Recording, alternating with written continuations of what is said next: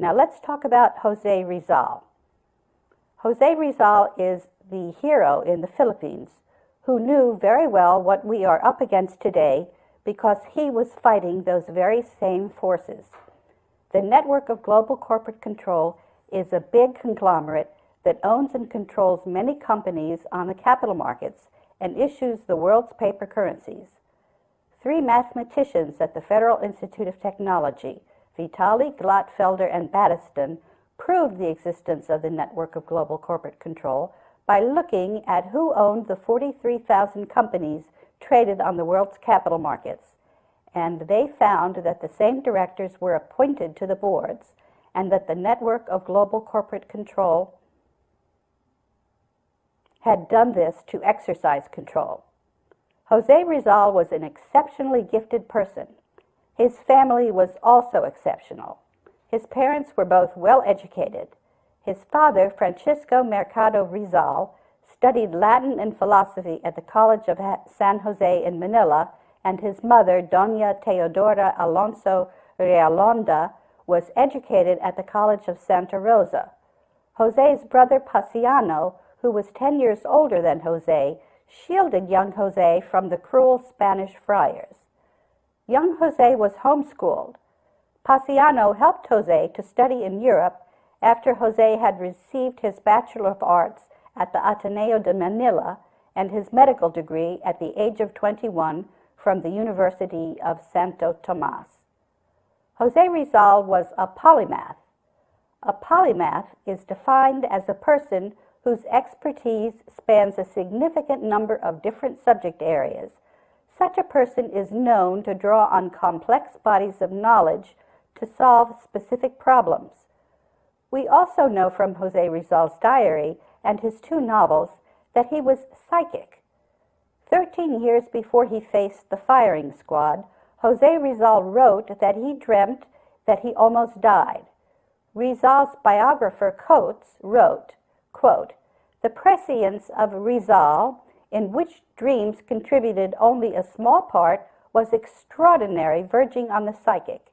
In his novels, there are numerous scenes describing incidents which, long after the books were published, and heaven knows with no volition on his part, actually took place in strangely similar conditions in his own life.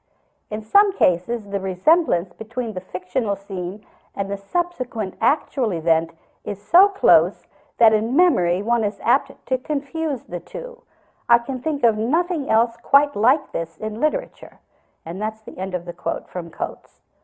Jose Rizal was fluent in 22 languages, learning the last 3 languages when he was in exile in a remote island in the Philippines called Dapitan, where he established a school. And we can see a picture of the geography of the Philippines, if you can get that up.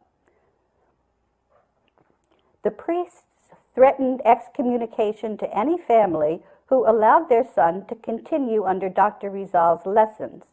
When all was said and done, the church reduced his following to 12 disciples, wishing to continue their teachings from the master for a period of 3 years. One of the disciples, a Muslim, later became a Datu. Datu is the title for chiefs, sovereign princes, and monarchs in the Visayas and Mindanao regions of the Philippines. Another disciple, Jose Asinero, who was with Rizal throughout the life of the school, became governor of Zamboanga. When Americans took over the Philippines in 1898, government officials were surprised to find a number of young men who could speak and write in English fluently. They were a valuable resource to the American government in later years. There's eyewitness testimony of the events that morning of the execution, which confirm biographic accounts of changes to regular firing squad protocols on the morning of December 30, 1896. If Jose Rizal did indeed survive the shooting, he would have been smuggled out of the Philippines, and upon recovering from his wounds, Rizal would have eventually joined the Jesuits under the alias name. Legend has it that Dr. Rizal took the name Reverend Father Jose Antonio Diaz.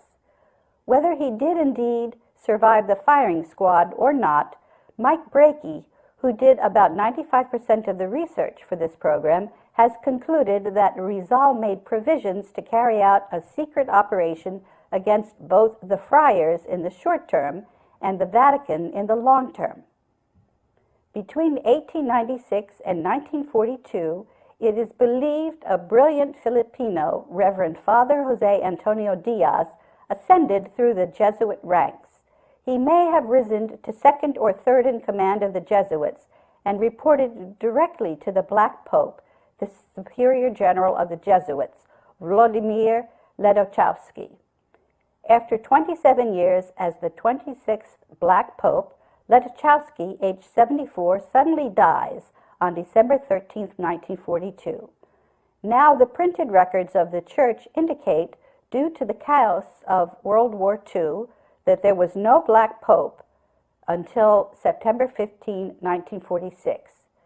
John Baptiste Janssens is now recorded as the 27th Black Pope.